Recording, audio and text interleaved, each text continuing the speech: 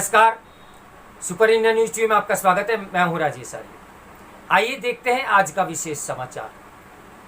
खत्म हुआ भ्रष्टाचार की अनदेखी का दौर। भ्रष्टाचार के खिलाफ मुहिम को तेज करते हुए मोदी सरकार को वोरा कमेटी की सिफारिशों को अंजाम तक पहुंचाना चाहिए।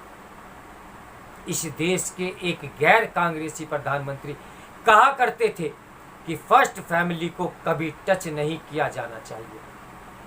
इसी तरह की बातें कई राज्यों में भी कही जाती थी।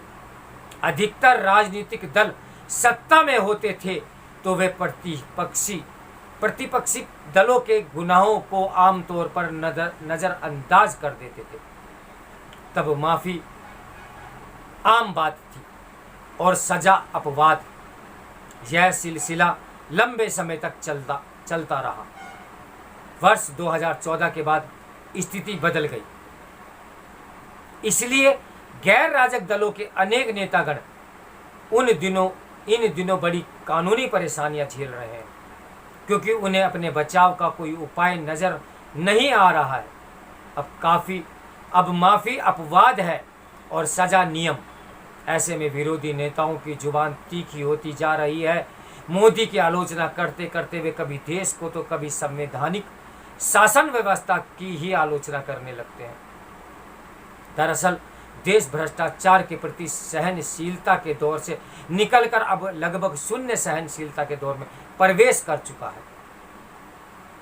दुख की बात है कि देश में घोटालेबाजों को प्रोत्साहन देने की परंपरा आजादी के तत्काल बाद ही पड़ गई थी।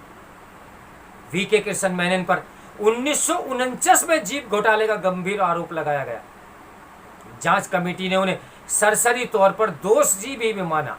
उसके बावजूद तत्कालीन केंद्र सरकार ने 30 सितंबर 1955 को संसद में ये घोषणा कर दी कि जीप घोटाले के मामले को बंद कर दिया गया है। हद तो तब हो गई जब फरवरी 1956 को कृष्ण मेनन केंद्रीय मंत्री बना दिए गए। जीप घोटाला पिछली सदी के अंतिम दशक के यूरिया घोटाले के समान ही था। जीप घोटाले के लिए जिम्मेदार व्यक्ति को सजा मिली होती तो शायद यूरिया घोटाला करने की हिम्मत इस देश में किसी को नहीं होती। एक घोटाले को नजरअंदाज करने के कारण दूसरे घोटाले होते गए। हर अगला घोटाला पिछले घोटाले से बड़ा होता गया। प्रथम प्रधानमंत्री जवाहरलाल नेहरू से एक बार जब ये कहा गया कि आपके मंत्रिमंडल के कुछ सदस्यों के खिलाफ शिकायतें आ रही हैं, इसे देखते हुए कोई ऐसी एजेंसी बना दीजिए जो मंत्रियों के खिलाफ भ्रष्टाचार की शिकायतों की जांच करे। इस पर नेहरू का जवाब था कि इससे हमारे मंत्रियों में डर बैठ जाएगा। हालांकि एक बार उन्होंने ये कहा भी था कि भ्रष्टाचारियों को नज़दीक के लैंप पोस्ट से लटका दिया जाना चाहिए, पर यह बात सिर्फ भाषण तक ही बनकर रह गई। उन्हीं दिनों राज्य में भी भ्रष्टाचार ने सिर उठाना शुरू कर दिया था। शिकायत मिलने पर महात्मा गांधी ने बिहार के एक मंत्री को हटाने की सलाह दी, पर यह नहीं मानी गई। सरदार पटेल ने आंध्र के एक बड़े नेता को लिखा कि आपने जो थैलियां वसूली है उन्हें प्रदेश कांग्रेस कमेटी को सौंप दीजिए। इसके बावजूद उस नेता को मुख्यमंत्री बना दिया गया। जब भ्रष्टाचारियों को यह संदेश गया कि भ्रष्टाचार कम खतरे में है और अधिक मुनाफे का धंधा है, तो फिर वे बेलगाम होने ही थे। जीप घोटाले के बाद भी नेहरू शासनकाल में कई छोटे बड़े घोटाले हुए, किसी को भी सजा मिली ऐसा किसी को याद नहीं है। 1955 में सिंचाई के मद में तत्कालीन केंद्र सरकार ने राज्यों को कुल 29,000 करोड़ रुपए दिए। इसमें से एक बड़ी राशि पंजाब को मिली।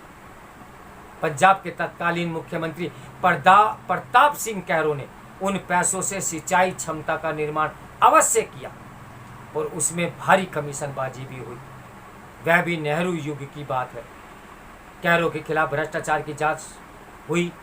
जांच रिपोर्ट में यह अजीब बात कही गई कि कैरो के पुत्र एवं पत्नी ने पैसे जरूर बनाए, पर उसके लिए कैरो जिम्मेदार नहीं है। इसी तरह बिहार में 6 कांग्रेसी मंत्रियों के खिलाफ आरोपों की जांच के लिए 1967 में अय्यर आयोग बना। उसने सभी के खिलाफ कोई ना कोई आरोप सही पाया गया। पर किसी नेता को सजा नहीं मिली। यदि तब भ्रष्टाचार तत्वों को सजा मिल गई होती तो अन्य भ्रष्टाचारी डरते। राष्ट्रीय स्तर पर 1971 के बाद भ्रष्टाचार ने देश में संस्थागत रूप ग्रहण कर लिया। खुद पर भ्रष्टाचार के आरोपों के जवाब में प्रधानमंत्री इंदिरा गांधी ने कहा था कि भ्रष्टाचार तो दुनिया भर में है, सिर्फ भारत में ही नहीं। पूर्व प्रधानमंत्री राजीव गांधी ने भी कहा था कि केंद्र सरकार के 100 पैसे में से सिर्फ 15 पैसे ही उन लोगों तक पहुंच पाते हैं जिनके लिए वे पैसे दिल्ली से भेजे जाते हैं। हालांकि आज यह स्थिति बदली नजर आ रही है। अब योजनाओं का पूरा पैसा लाभार्थी को मिल रहा है।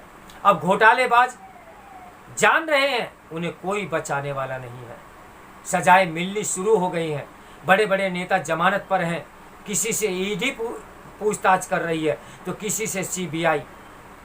ऐसे नेताओं में प्रथम परिवार कहे जाने वाले परिवार के नेता भी शामिल हैं। मोदी सरकार को एक और काम करना चाहिए। उसे वोरा कमेटी की सिफारिशों को तार्किक परिणति तक पहुंचाना चाहिए। उसने अक्टूबर 1993 को तत्कालीन केंद्र सरकार को की प्रेषित अपनी रिपोर्ट में कहा था, देश में अपराधियों, नेताओं और नौकरशाहों के साथ अन्य प्रभावशाली लोगों का एक गठजोड़ बन गया है। इस कारण वे बिना दंडित हुए अपनी गतिविधियां चलाते रहते हैं। मोदी सरकार का मौजूदा कार्यकाल पूरा होने में अभी लगभग 2 साल बाकी है।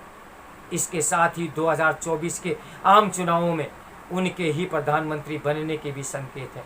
इसलिए मोदी सरकार को वोरा कमेटी की रिपोर्ट पर काम करना चाहिए। इस समाचार के लेखक राजनीतिक विश्लेषक एवं वरिष्ठ स्तंभकार सुरेंद्र किशोर जी हैं। तो मेरे साथ बने रहिए सुपर इंडिया न्यूज़ टीवी की ब्रेकिंग न्यूज़ के लिए। नमस्कार, मैं हूं राजेश आर्या।